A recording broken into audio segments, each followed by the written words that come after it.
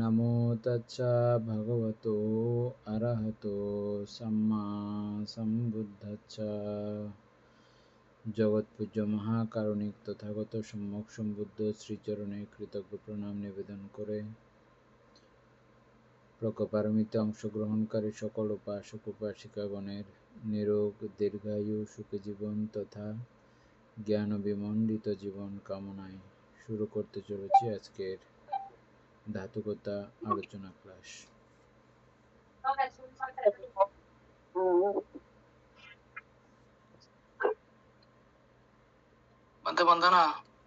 মঙ্গল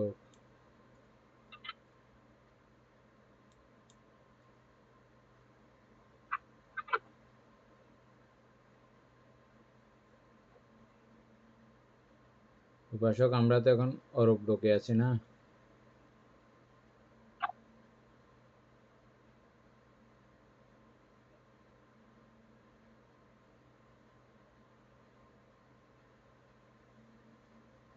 সংজ্ঞা পাবো কালকে।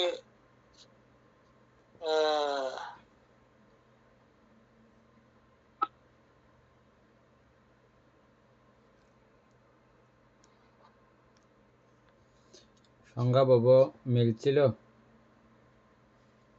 না বান্ধব, সংজ্ঞা পাবো আমরা ইয়ে করি নাই তো। ও রূপবাবুটা ইয়ে করছিলাম, মিলছি, ঠিক আছে, কিন্তু এখানে ওই রূপবাবু সম্পর্কে আমি একে প্রশ্ন করছিলাম জেমিনিকে, যেটা আমাদের ডিফিকাল্ট ছিল আর কি। ওইটা সমাধান পাইছেন? সমাধান পাইছি বলতে এখন সে আমি রিপিট করছি অবশ্য কয়েকটা বিষয় নিয়ে।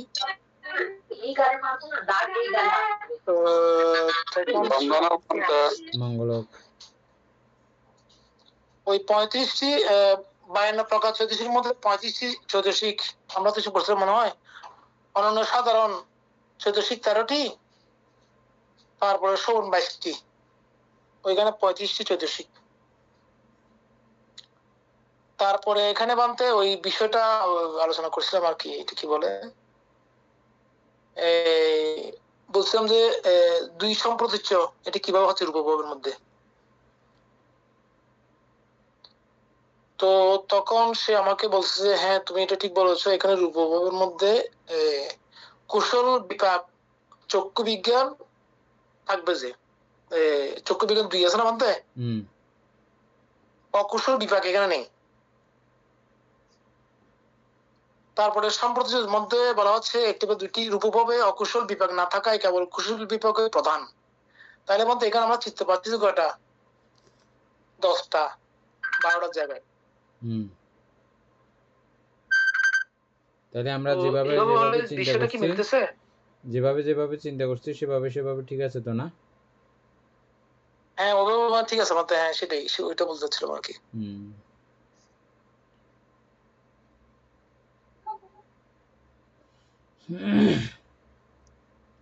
তাহলে আর ওইখানে কথা বলতে বলতে হ্যাঁ বলেন বলেন না, বলছিল যে এখানে ওই বিষয়টা একটু ক্লিয়ার করছিল আর কি। বলছে রূপভাবে অকুশল চিত্ত সম্পূর্ণ অনুপস্থিত। রূপভাবের সপ্তগণ ব্রহ্মলোক কামতৃষ্ণ অকুশল চেতনা থেকে মুক্ত হয়ে ধ্যান লাভ করে অবস্থান করেন। সেই কারণে এই বিষয়ে ওই চিত্ত সংখ্যা 10টি হচ্ছে আর কি মানতে।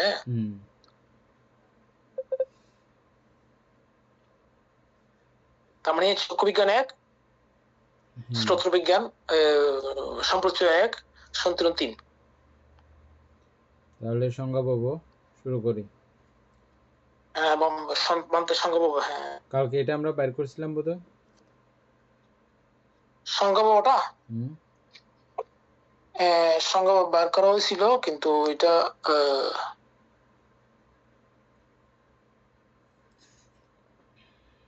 ওইখানে কি ভুল হয়েছিল বলছিলাম যে আমি একটু করে দেখিনি।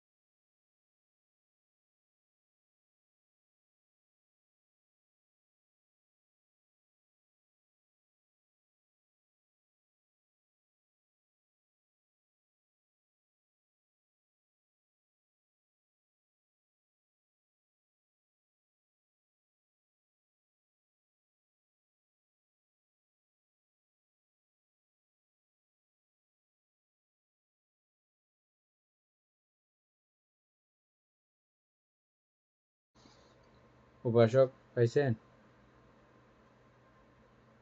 না বানতে সঙ্গ বানতে গতকাল পাঠিয়েছিলেন তো যাও আবার আবার দিছেন। আচ্ছা, গতকালকেরটা পাইছেন? হ্যাঁ গতকালটা পাইছি বানতে পাইছি আমার ইয়েতে। এটা আমি এখন গ্রুপে ট্রান্সফার করছি বানতে।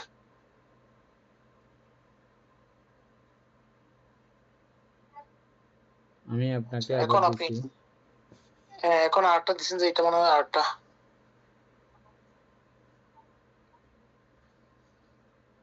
আচ্ছা আচ্ছা আগেরটাও তো মনে হয় ঠিক ছিল নাকি? আচ্ছা মানে আগেরটা পড়ি তারপর নাহলে এটা আবার দেখবো। হ্যাঁ সংজ্ঞাবহ এবং নির্ভরসংজ্ঞা নাসংজ্ঞায়তন বিভক্তিত্ব ব্যতীত লক্ষ্যীয় বিভক্তিত্ব সম্পর্কিত ধর্মগুলোর এই সূক্ষ্ম অভিধর্মী হিসাবটি নিচে একদম পরিষ্কার ও নির্ভুল ভাবে বিশ্লেষণ করে দেওয়া হলো। আচ্ছা, প্রদত্ত উপাত্তের প্রাথমিক গণনা। লোকীয় বিভাগচিত্ত 32টি লোকীয় বিভাগচিত্র থেকে একটি নৈব সংখ্যা নাসংজ্ঞায়তন বিভাগচিত্র বাদ দিলে থাকে 31টি লোকীয় বিভাগচিত্র। তাহলে লোকীয় বিভাগচিত্র কয়টি টোটাল? মূলত কি 32টা? সুকুমার মনে আছে?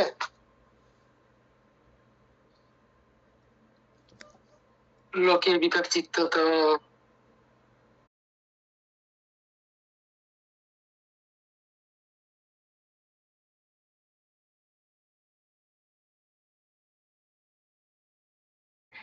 বৌদ্ধ অভিধর্মে লোকীয়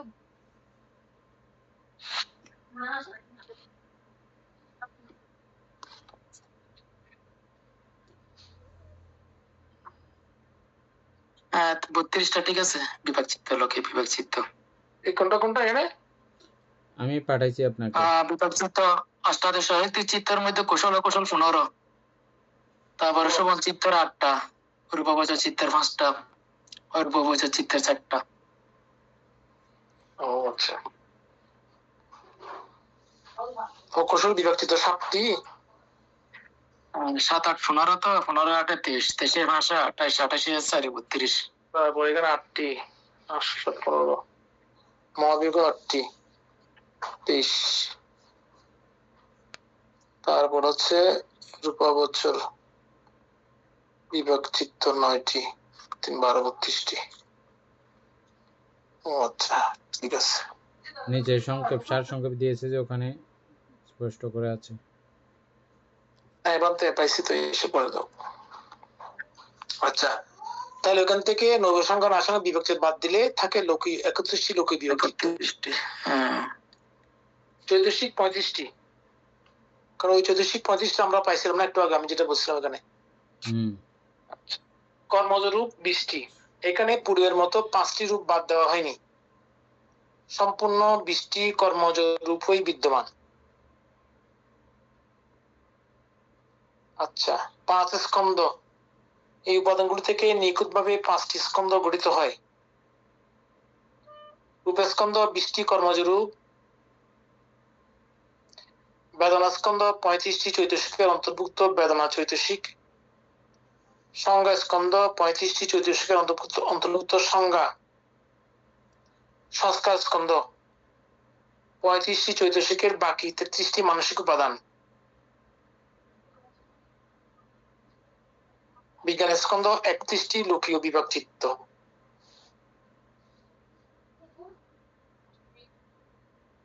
আচ্ছা ও আচ্ছা বিজ্ঞান স্কন্ধ এগুলো না 30, হ্যাঁ ঠিক আছে। এটা তো না হিসাব মিলতেছে না তো।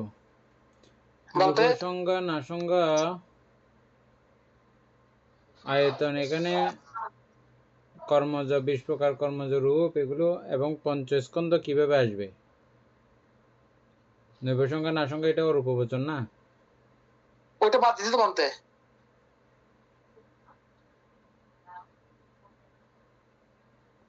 ওইটা বাদ দিয়ে তো 31 বলছে বলতে।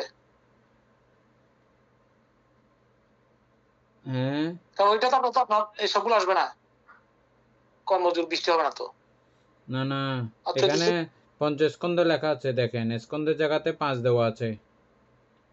হ্যাঁ পঞ্চস্কন্ধে লেখা আছে বলতে। তো 5 তো নৈব সংজ্ঞা না সংজ্ঞা তো অরূপবচন না? হ্যাঁ, অরূপবাচক যদি হয় তাহলে 5 স্কন্ধ কিভাবে আসবে? 4 স্কন্ধ আসতে পারে, 4 স্কন্ধ আসবে।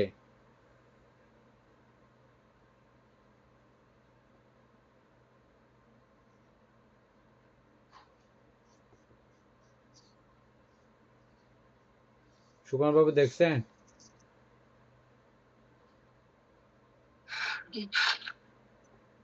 আপনার বইয়ের মধ্যে নাকি এখানে ইয়া হয়েছে? দেখেন আপনার বই কিরকম আছে।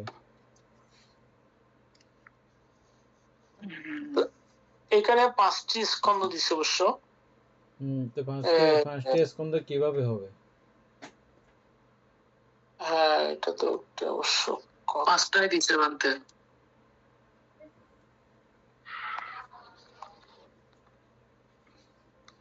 পাঁচটা তো হওয়ার কোনো রকমই সম্ভব না।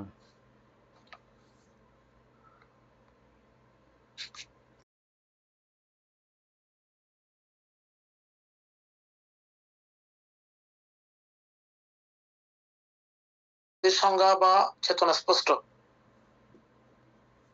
সংজ্ঞা না সংজ্ঞায়তন অরূপ লোকের চতুর্থ অরূপ চিত্ত, যেখানে সংজ্ঞা সূক্ষ্ম তাই পুরোপুরি আছে বা নেই কোনটি স্পষ্টভাবে বলা যায় না। তাহলে বিভাগ চিত্ত, এখানে কি বলা হয়? মোট লোকীয় বিভাগ চিত্ত 32টি, কামলোকের 8টি কুশল বিভাগ, 4টি অকুশল বিভাগ ও 8টি মহাবিভাগ প্লাস 12টি অরূপ বিভাগ। তাহলে 32 - 1 31টি লোকীয় বিভাগ চিত্ত, নৈব সংজ্ঞা না সংজ্ঞায়িত বিভাগ চিত্তটি বাদ দিলে বাকি থাকে 31টি লোকীয় বিভাগ চিত্ত।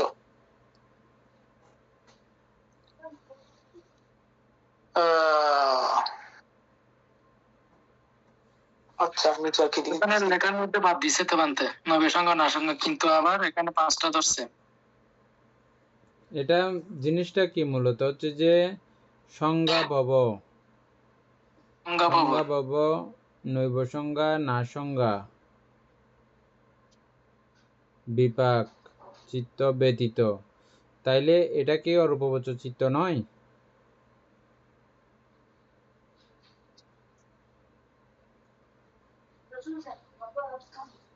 এটা সংজ্ঞা ভব। হ্যাঁ, কিন্তু এইটা তো মধ্যে সংজ্ঞা ও রূপবাচক চিত্ত সরাসরি বলা যাচ্ছে না তো এটাকে। না, বলতেছি কি জানি সংজ্ঞা পাবো যেহেতু এটা। হ্যাঁ, সংজ্ঞা ভব ব্র্যাকেটে আছে সাইয়া ভাব, তারপরে এরপরে নৈব সংজ্ঞা না সংজ্ঞা বিপাক চিত্ত ব্যতীত, এটা বাদ দেওয়া হয়েছে এখানে। উপরেরটা অরূপভবের হিসাব ওখানে আলাদা করে আছে, এটা আলাদা করে সংজ্ঞা ভব। আমরা ব্রহ্মজাল সূত্র পড়ার সময় এই সংজ্ঞা ভব এটা পাইছিলাম।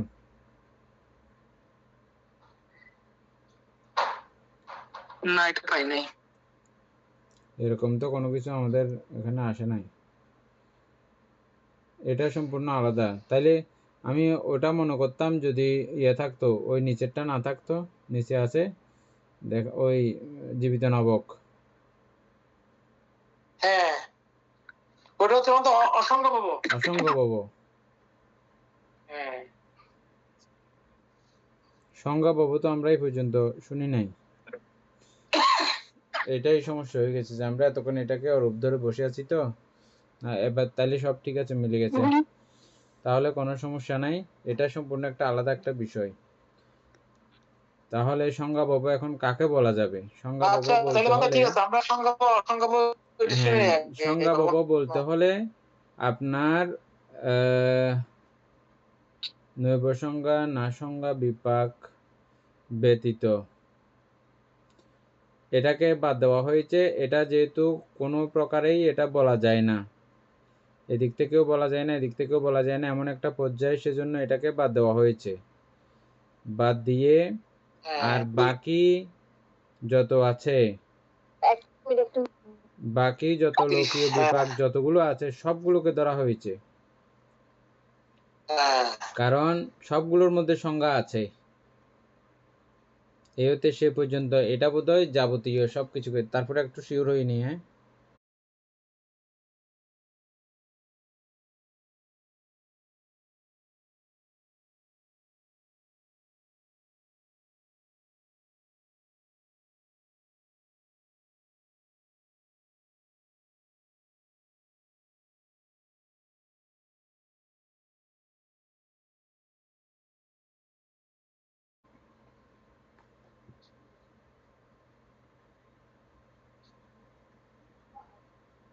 উপাসক এটা দেখেন তো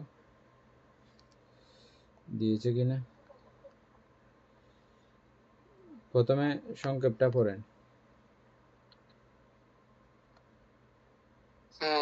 আর কোন শ্রেণী বলতে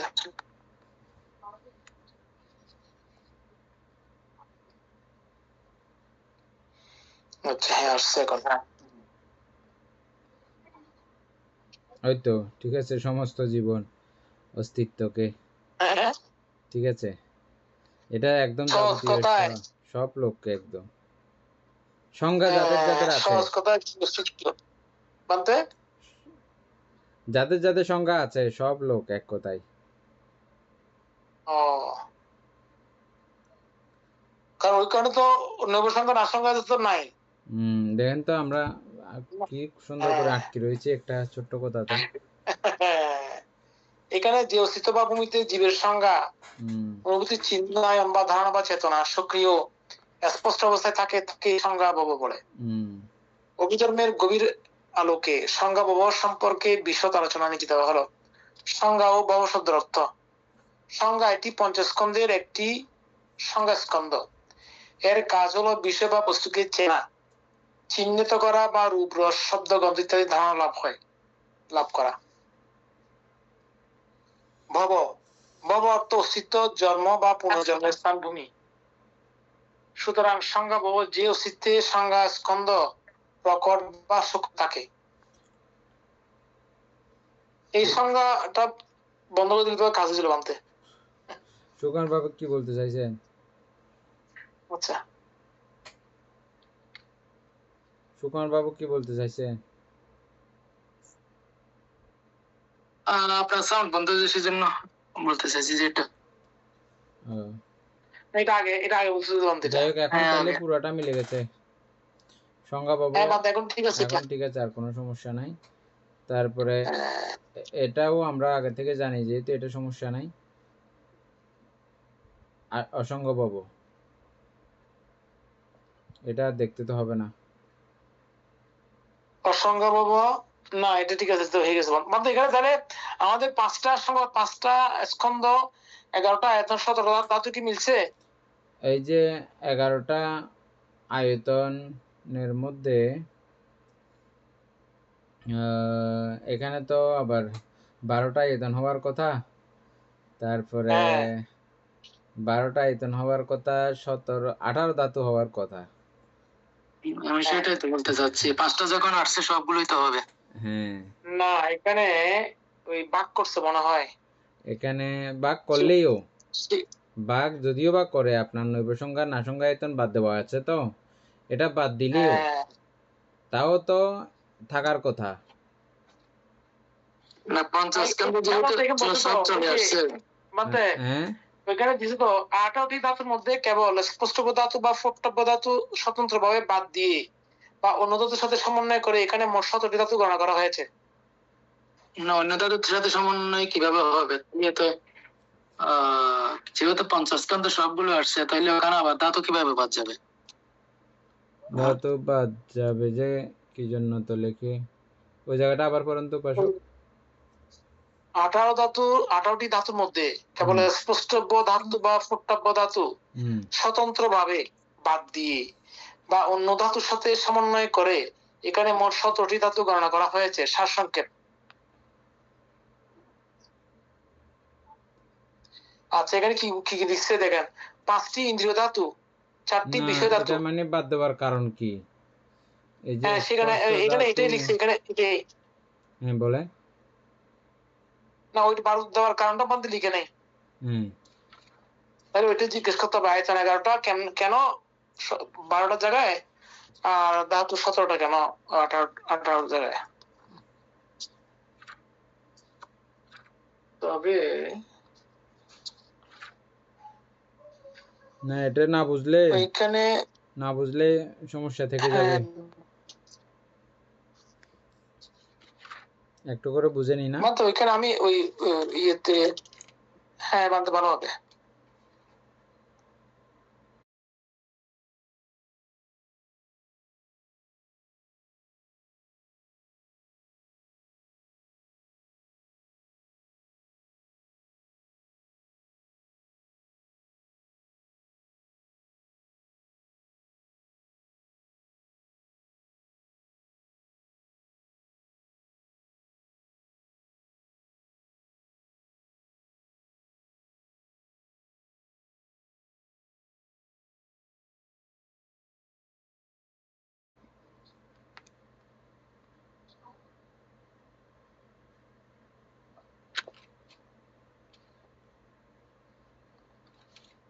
এগুলো বলার দেরি, উত্তর দেওয়ার দেরি নেই। হ্যাঁ বলার দেরি, উত্তর দেওয়ার দেরি নেই। না, এটা তো সেকেন্ডের মধ্যে দিয়ে দেবো, কি করবো?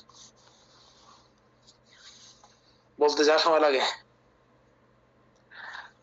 আপনার প্রশ্নটি অত্যন্ত যুক্তিযুক্ত এবং সূক্ষ্ম। সাধারণ নিয়মে পঞ্চস্কন্ধ পূর্ণ থাকলে 12টি আয়তন এবং 18টি ধাতু হওয়ার কথা, কিন্তু আপনার উল্লেখ করা আগের সূত্রটিতে 31টি লোকের বিভক্তিত্ব, 35টি চৈতসিক ও 20টি কর্মজরূপ, 11টি আয়তন, 17টি ধাতু কেন হলো, বরং কেন ফোট্টাব্য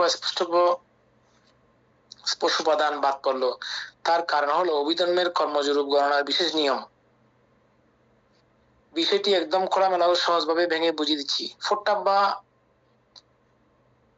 স্পর্শ বা স্পষ্টব্য কি? অভিধর্মের ফোট্টাব্য স্পর্শযোগ্য বিষয় বলতে আলাদা কোনো মৌলিক রূপকে বোঝায় না। মহাভূত বা চারে মহাভূতের 3টি মিলে ফোট্টাব্বা গঠিত হয়। পটবী কঠিন বা নরম অনুভূতি, তেজ গরম বা ঠান্ডা অনুভূতি, আচ্ছা বায়ু চাপ বা গতির অনুভূতি। নোট: আপো বা আপধাতু জল ধাতু সরাসরি স্পর্শে মুক্ত হয় না, তাই ফোট্টাব্বাতে কেবল 3টি মহাভূত থাকে। ওই ওখান থেকে আনছে যে বানতে কেন ফোট্টাব্বা এতক্ষণ থেকে বাদ পড়লো? এখানে আসল রহস্যটি লুকিয়ে আছে। অভিধর্মে 20টি কর্মজরূপ গণনার সময় 3টি মহাভূত পটবী তেজ বায়ু বাদ পড়ে বা অন্যভাবে হিসাব করা হয়। কর্মজরূপের তালিকা 20টি। 5টি প্রসাদ রূপ চক্ষু শ্রোত ঘ্রাণ জিহ্বা কায়, 4টি বিষয় রূপ রূপ শব্দ গন্ধ রস। এই বিষয়টা মনে হয় আমরা ওই আগেও কি জানি পড়ছিলাম, ঝামেলা হয়েছে, কিন্তু আমরা বুঝি নাই যে এটা মুখস্থ করা যায় না যে।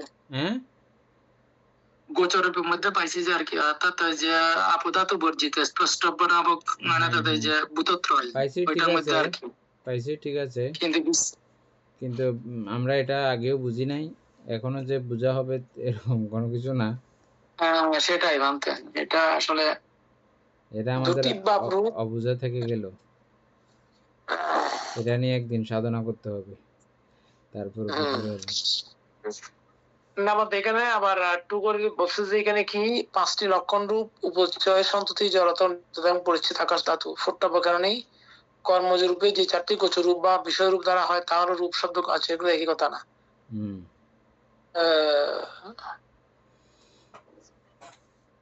আচ্ছা, ফোট্টাব্য তৈরি হয় চিত্তজ বা আহারজ রূপের মিশ্রণে। এটি এককভাবে খাঁটি কর্মজ রূপ হিসেবে এই নির্দিষ্ট তালিকায় বিষয় আয়তন হিসেবে আলাদাভাবে অন্তর্ভুক্ত হয় না। গণনা হিসেবটি কিভাবে 11 আয়তন শত ধাতু হল? এখন দেখুন একটি আয়তন একটি ধাতু কমলো কিভাবে। আয়তনের হিসাব 12 থেকে 1, ঠিক আছে। 5টি অভ্যন্তরীণ রূপ আয়তন, 5টি বাহ্যিক রূপ আয়তন, একটি মন আয়তন, একটি ধর্ম আয়তন। পার্থক্য: যেহেতু 20টি কর্মজ রূপের মধ্যে ফোট্টাব্য আয়তন উপস্থিত, তাই বাহ্যিক রূপ আয়তন 5টি জায়গায় 4টি হয়ে যায়। ও আচ্ছা, তাহলে এখান থেকে বাহ্যিক রূপ কোনটা বাদ গেল? যে স্পর্শ আর কি, স্পর্শটা বাদ গেছে আর কি। আর ওইদিকে ধাতুর এখানেও স্পর্শটা বাদ গেল আর কি। আর এখানে ধাতুর এখানে ধাতুর এখানে কি স্পর্শ বাদ গেছে? ধাতুর এখানে বাদ গেছে যে স্পর্শ ধাতু না, ওইটা লেখা নেই, তোমাদের লিখছে। আচ্ছা, 8টি ধাতু থাকে।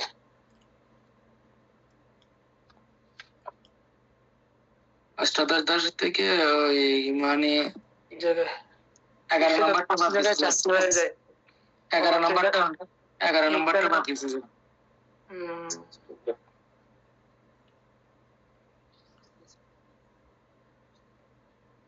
হ্যাঁ, ওইটাই হচ্ছে। দেখুন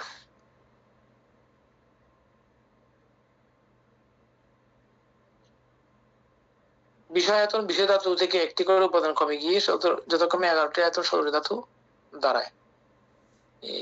এটা নরমালি মনে থাকবেও না। তো আমরা হচ্ছে যে বানতে অর্থাৎ কায়া থেকে স্পষ্টব্য আসে, নাই না আর কি। ওই তিনটাকে মানতে হয় যে আমাদের কি জানি আপদাতুর যে স্পর্শটা আপদাত বর্জিত স্পষ্ট ত্রয়। ওই তিনটা তো অনুভূতি হচ্ছে যে ওই তিনটা দিয়ে স্পর্শ হচ্ছে, মানে কিন্তু আপদাত বর্জিত স্পর্শ ত্রয়। আপদাত তো সরাসরি বোঝা যায় না তেমনিতেই। হ্যাঁ, এটা মনের ধর্মালম্বন আমরা পড়ছিলাম না এটাকে, সূক্ষ্ম রূপের মধ্যেও পড়ছিলাম, এবং এই সূক্ষ্ম রূপকে আবার ধর্ম আলম্বনও বলা হয়। এটা মন দিয়ে অনুভব করা যায় সেজন্য। হ্যাঁ হ্যাঁ। আচ্ছা, যাই হোক, আর এখানে সময় নষ্ট করে লাভ নাই। 10-6। আচ্ছা, তাহলে 10-6 অসংজ্ঞা ভব জীবিত নবগ্রুপ কলাপ, এটা তো ঠিক আছে, আমাদের যেটাতে সংজ্ঞা নাই। এই দুইটা কি? একটা তো বুঝলাম রূপ, একটা স্কন্ধ, দুইটা আয়তন, দুইটা ধাতু। তাহলে স্কন্ধ একটি, স্কন্ধটা আমাদের চিত্ত তো না? না, সংজ্ঞা স্কন্ধ হবে যে না, সংজ্ঞা মধ্যে রাখে না, স্কন্ধ একটা, স্কন্ধ রূপ স্কন্ধ শুধু, স্কন্ধ শুধু। হ্যাঁ, ওই জীবিত নবক রূপকলাপ একটা রূপ, এখানে রূপস্কন্ধ হবে। তারপরে হচ্ছে দুইটা আয়তন। দুইটা আয়তন কি কি? রূপায়তন, চক্ষু এবং রূপাবে আর কি। চক্ষু তো নাই না, ওখানে চক্ষু নাই, চক্ষু তো নাই, চক্ষু নাই। তাহলে ওইখানে সংজ্ঞাও নাই, চক্ষু ইও নাই। এই তো আমরা তো মনে করছি যে এটা সোজা। মনে হবে যে মানতে মনে হয়। হ্যাঁ, চক্ষু আয়তন মনে হবে না, মন থাকলে মনের কার্যক্রমও থাকতো। তো এখানে জীবিত ইন্দ্রিয় আছে, জীবিত ইন্দ্রিয় থাকলেও তাইলে রূপায়তন মনায়তন যদি থাকে, ধর্মায়তন, ওদিকে ধর্মায়তন। আচ্ছা, যাই হোক, আমরা তাহলে বাইর করতে পারি নাই। তাইলে রূপবাদ দিতে হবে। না, চক্ষু যখন না থাকবে না, তাহলে রূপ থাকবে না। রূপ না থাকলে তো মন এবং ধর্মায়তন দুইটাই হবে যে না, রূপ আছে, আয়তনের মধ্যে। রূপ আছে, হ্যাঁ, রূপায়তন না, রূপস্কন্ধ। এটা রূপকলাপ তো, জীবিত নবক রূপকলাপ।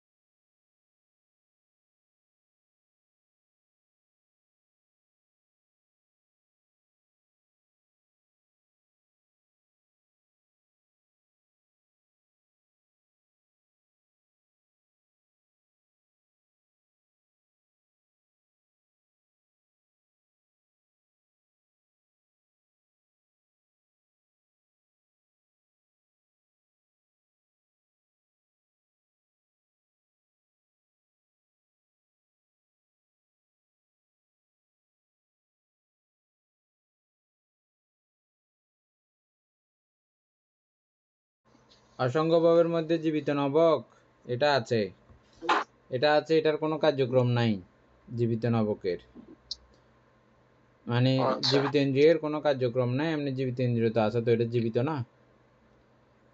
হ্যাঁ, অবশ্যই জীবিত আছে বিধায় জীবিত নবক আছে।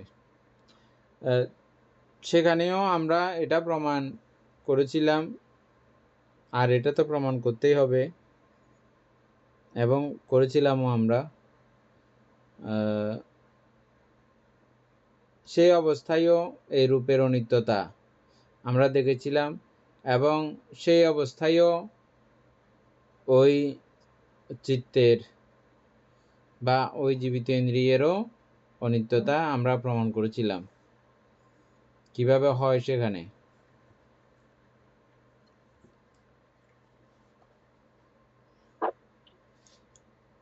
প্রয়োজনে আমরা আবার এটা দেখতে পারি, কোনো অসুবিধা নাই।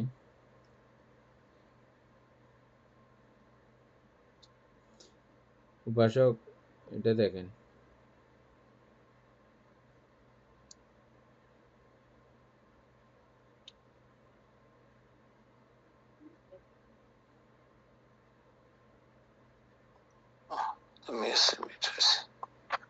আচ্ছা, জীবিত নবক রূপকলাপ এখানে বলতেছে যে রূপায়তন এবং স্পষ্ট বায়তন দুইটা আছে যে রূপায়তন স্পষ্ট বায়তন। ধাতুর মধ্যে আছে যে 18 ধাতুর মধ্যে রূপধাতু স্পষ্ট ধাতু।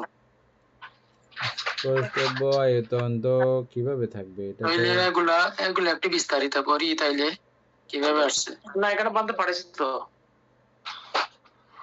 আচ্ছা, না আমি পাইছিলাম যে আর কি সেটা বলতেছি। আচ্ছা, রূপাস্কন্ধ বিদ্যমান সেটা আর কি, ঠিক আছে। এখানে 12টা আয়তনের মধ্যে কেবল 2টি রূপের সংক্রান্ত আয়তন বিদ্যমান থাকে।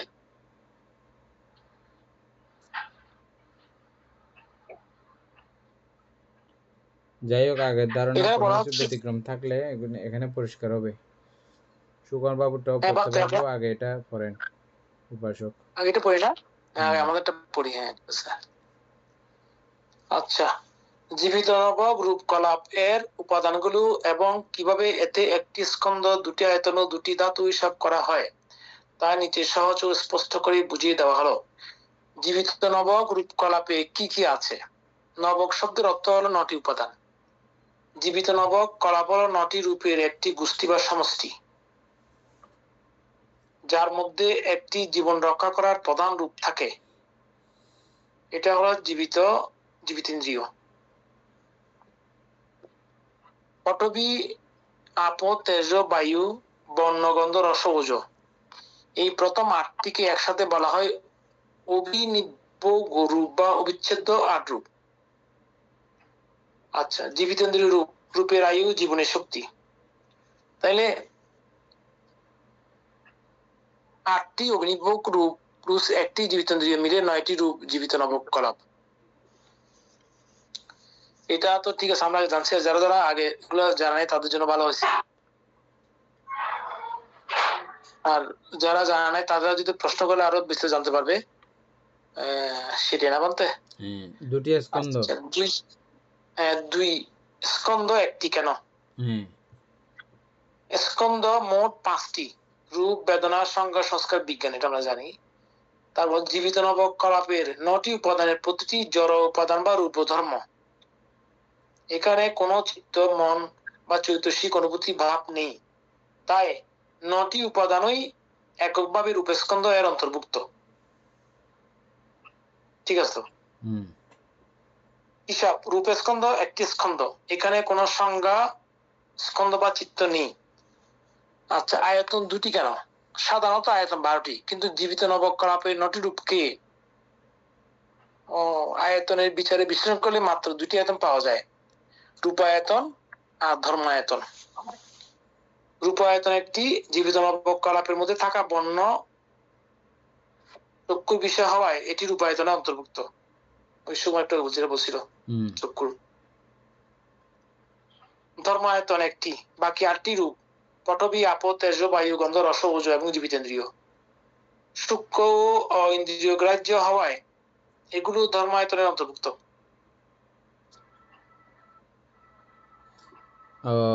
সেজন্য ধর্মায়তন হলে মিলতেছে, ঠিক আছে। রূপায়তন, ধর্মায়তন। আর তো পড়ার দরকার নাই। তারপর মধ্যে ধাতু আছে না, একই আর কি, এটা মিললে এটাও মিলে গেছে। তো আমি বলছিলাম তো প্রথমে এই দুইটাই হবে আর কি।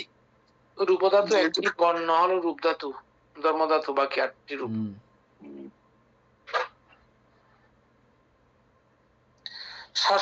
অসঙ্গী ভব ও অসঙ্গী সত্যদের, যাদের মন বা চেতনা নেই, শুধু রূপদেহ আছে, দেহে এই জীবিত নবক রূপকলাপ প্রধানত বিদ্যমান থাকে। ও আচ্ছা, ওদের এগুলো থাকে যে উপাদান 9টি রূপ, অবিনিব্য 8 রূপ জীবিতেন্দ্রিয়, স্কন্ধ একটি, আয়তন 2টি, আর ধাতু দুটি, রূপ ধাতু, ধর্ম ধাতু। এগুলো ধ্যানের বিপাক,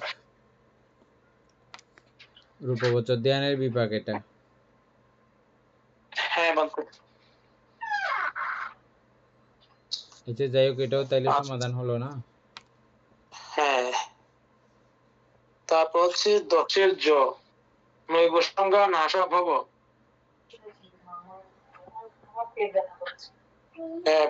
এক নৈব সংজ্ঞা না সংজ্ঞা বিপাক চিত্ত 30 চৈতসিক। ঠিক আছে, এখানে 4 স্কন্ধ, ঠিক আছে।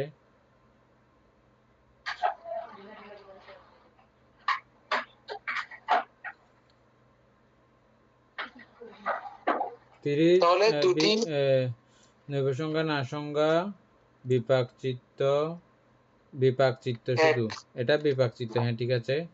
তারপরে হচ্ছে যে তারপরে হচ্ছে চৈতসিক যে 30টা কেন? চৈতসিক 30টা কেন?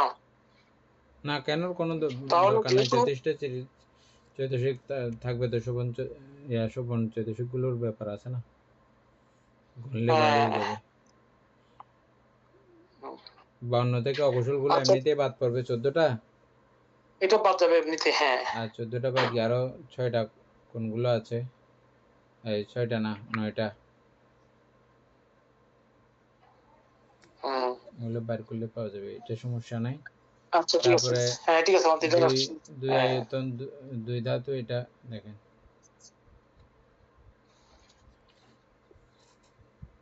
এখানে মধ্যে মনোআয়তন হবে, ধর্মায়তন হবে নাকি? মনায়তন হবে, ধর্মায়তন হবে, ঠিক আছে। হ্যাঁ, ওইটা মনোধাতু ধর্মধাতু শেষ। দশের ঝ, এক স্কন্ধ ভাব, এক বোকার ভাব, 10 2 এর মতো। এটি কি হবে? 10 2 এর মতো বুঝে নেই বান্তিটা। এক স্কন্ধ, এক স্কন্ধ, ঠিক আছে, 2 আয়তন, 2 ধাতু, তাহলে ওইটাই হবে বান্তে। কিন্তু 10 2 এর মতো বুঝে নেই বান্তে।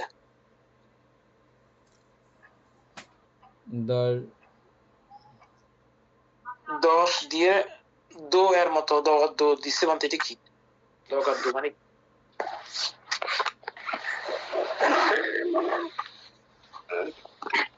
2 হবে মনে হয়, নাকি 2 তো নাই।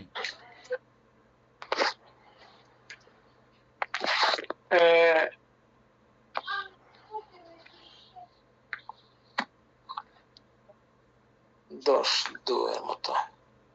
আচ্ছা আচ্ছা যাই হোক, এটা কোনো ব্যাপার না, এটা বাইর করলে হবে। এক স্কন্ধ, এক বোকার ভব, উপাসক সুকুমার বাবু এটা বাইর করেন তো। 10 2 এর মতো। এখানে স্কন্ধ 1, আয়তন 2, ধাতু 2। এখন রূপ স্কন্ধ বানতে আর কি, এখানে রূপ স্কন্ধ না, এটা পুরোটা বাইর করেন না এখান থেকে। 2 এর মতো, 2 এর মতো, এটা কি? এটা তো আসতেছে না, এটা আমি দেখতেছি আর কি, আসতেছে না। এক স্কন্ধ বাবুটা বাইর করতে পারবেন? এক স্কন্ধ মানে বাবা এটা এভাবে লিখছে আর কি বানতে। বলতে এমন অস্তিত্ব বা গতিকে বোঝায় যেখানে পঞ্চস্কন্ধের রূপ বেদনার সংজ্ঞা সংস্কার বিজ্ঞান, এর মধ্যে কেবলমাত্র একটি স্কন্ধ অর্থাৎ রূপ স্কন্ধ বিদ্যমান থাকে। কোন নামস্কন্ধ বা মানসিক বা চেতনাজনিত 4টি স্কন্ধ যুক্ত থাকে না। অভিধর্ম দর্শনে এটি মূলত অসঙ্গ সত্তা ভূমি কে নির্দেশ করে। তো এটা 2 বার লেখার কি দরকার তাইলে?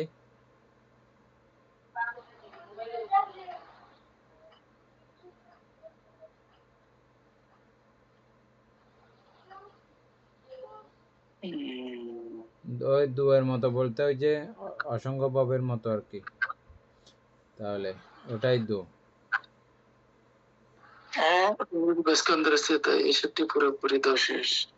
আচ্ছা তারপরে একবার দেখে তার ফেলি। পরিচয় চার ওই স্কন্ধ ছয়ের মতো বলতেছে আর কি বানতে, ওখানে 10-এর ছ পড়ছি না, হ্যাঁ মানে এটার মতো বলছে, অর্থাৎ মানে এটা ওই 10-এর ছ অসংগ ভাব এর মতো একটি স্কন্ধ, দুইটি আয়তন, দুইটি সমান ধাতু আর কি।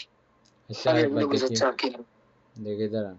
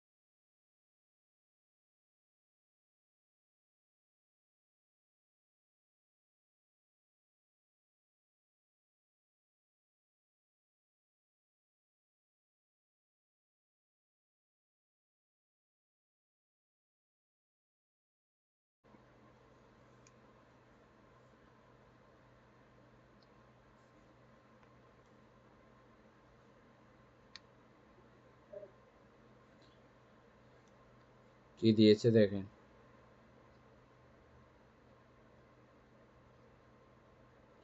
সার সংক্ষেপটা একবার পড়েন। সংক্ষেপটা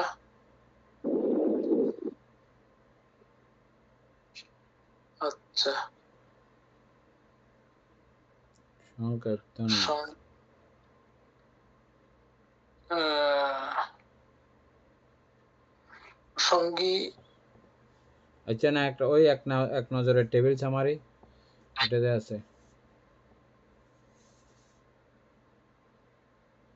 এক নজরে টেবিল সামারি। নিচে।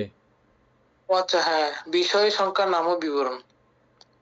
ভব অস্তিত্ব এক স্কন্ধ ভব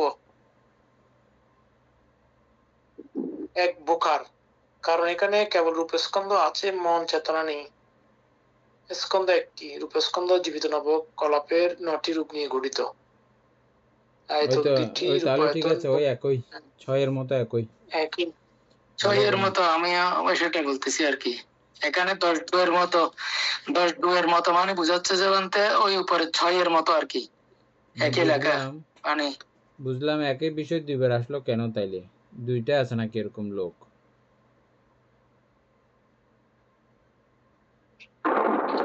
অর্থাৎ 10 জ নিয় তাইলে এগুলো মানে একই। 10-এর ছ আর জ আর হুম। 10-এর ঝ আর নিয় দুইটাই তো সেম তাহলে।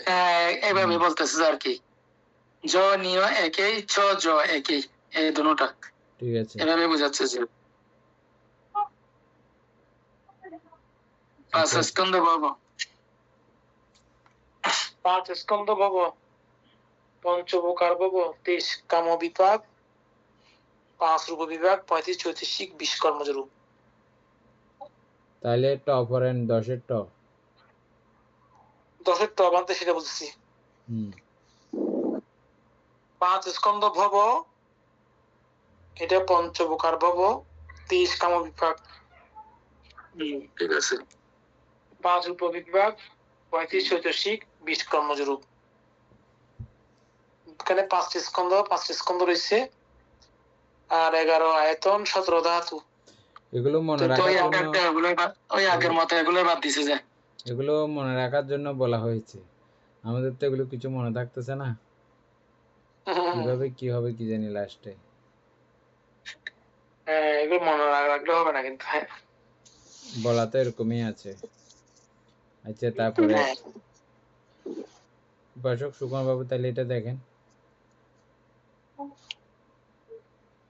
5 স্কন্ধ ভব। না, এটা ওই আগের মতো বানতে 10-এর ছ আছে যে, ছ এর মতো এটা 5 স্কন্ধ, 11 আয়তন, 17 ধাতু। ওইখানে কি 23টি কাম বিভাগ আছে?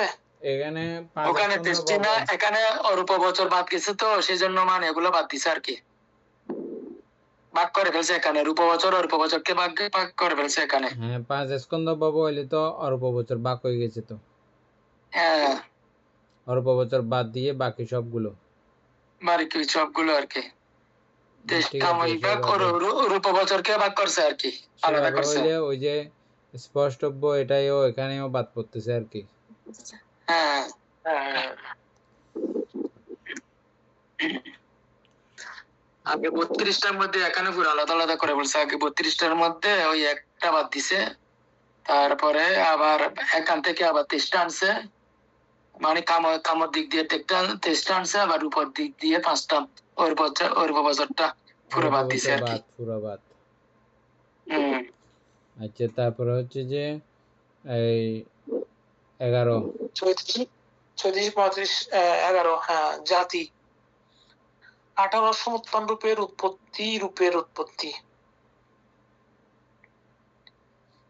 18 সমুত্থান রূপের উৎপত্তি, রূপের উৎপত্তি এবং 4 রূপ স্কন্ধের বৃদ্ধিতে নামের উৎপত্তি।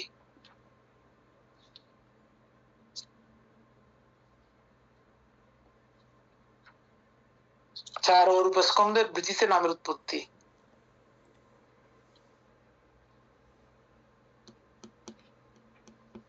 আঠারো সমুত্থানের উৎপত্তি ওই রূপের উৎপত্তি।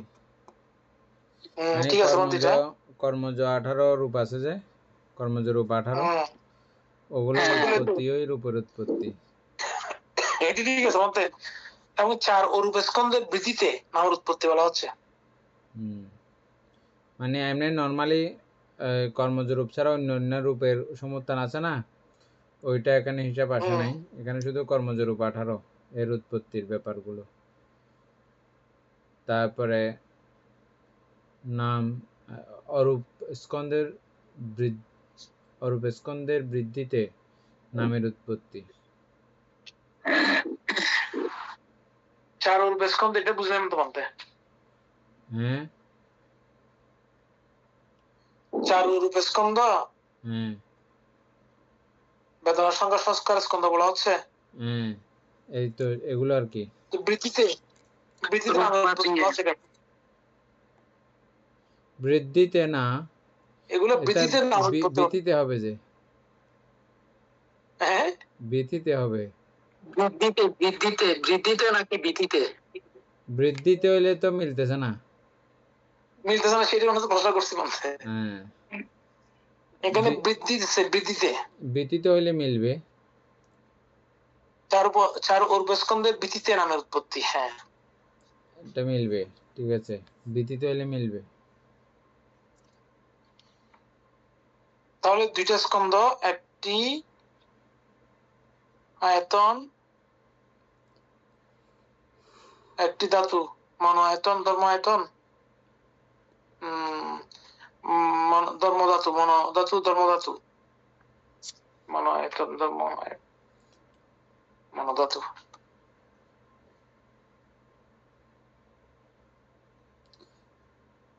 মনায়তন, মনোধাতু। হ্যাঁ, সেটা বলছি, মনোধাতু। তারপরে 12। তাহলে 2টি স্কন্ধ ঠিক আছে বলতে।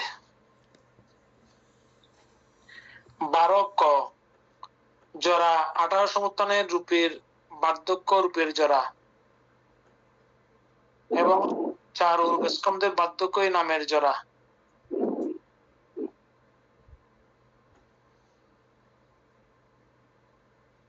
এইখানেও ঠিক আছে, 2টা একটা একটা।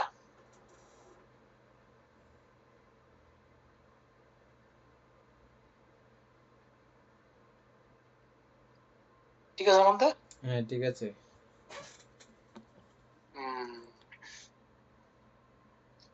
তাহলে 12 খ কাকে বলবো বলতে, নাকি কটা হচ্ছে? টাইম তো হয়ে গেছে, ঠিক আছে, 12 থেকে কালকে পড়ি। 12 থেকে কালকে শুরু করবো আর কি। এগুলো বেশি কতক্ষণ নেওয়া যাচ্ছে না, এগুলো বেশি কতক্ষণ নেওয়া যাচ্ছে না। তারপরও এতক্ষণ বাদ হয়ে যাইতো চ্যাট জিপিটি না থাকলে। না, আমরা তো একটা করতে পারতাম না তখন, বাদ হয়ে যাইতো এতক্ষণ। আচ্ছা, আমরা এখানে স্কন্ধ কি কোনটা কোনটা করছি যে 2টি স্কন্ধ গুলা? কোথায়? এখানে রূপের স্কন্ধ আর রূপের স্কন্ধ 2টা। হ্যাঁ, এখানে রূপের স্কন্ধ আছে, জরা 18 সমুত্থান রূপের না, জাতি, জরা, ব্যাধি সবগুলোর মধ্যে মৃত্যু, এগুলা দুইটি স্কন্ধ। স্কন্ধ গুলো কোনগুলা দুইটি মানে তাদের যে বুঝছি সেটা। এখানে রূপস্কন্ধ,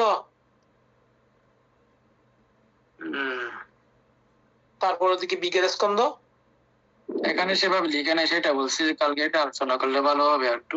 মানে এখানে লিখছে যে রূপস্কন্ধ এবং নামস্কন্ধ দুইভাগে ভাগ করা, অর্থাৎ পঞ্চস্কন্ধ পুরোই। পঞ্চস্কন্ধ পুরোই এখানে, কিন্তু রূপস্কন্ধ নামস্কন্ধ হিসেবে নামকে একবারে ইয়া করছে রূপকে, রূপ এবং নাম না, এভাবে ভাগ এভাবে করছে তো এখানে দেখতেছি যা। দিলে তো এটা আবার মানার কথা না। এই হ্যাঁ, সেটা পুরো বলতেছি, স্কন্ধকে আমি যদি দেখতেছি যে দিলে এটা তো মানার কথা না। সেটাই। এখন এখানে দুইটি স্কন্ধ লিখে দিছে, দেখতেছি যে তারপরে কালকে আরেকটু দেখলে ভালো হবে মনে হয়, দুইটি স্কন্ধ গুলা কোনগুলো। দাঁড়ান আমি একটু দেখি।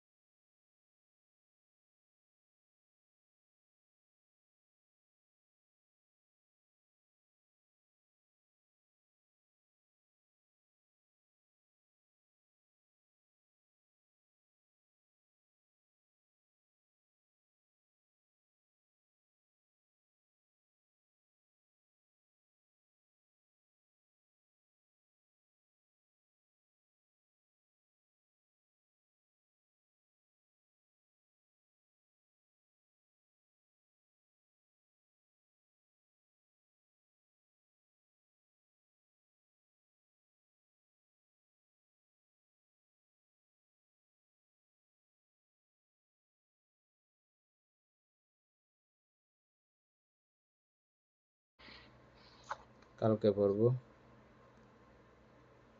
দন্তে আপনাকে পাঠাইছি, পরে দেখবেন পরে।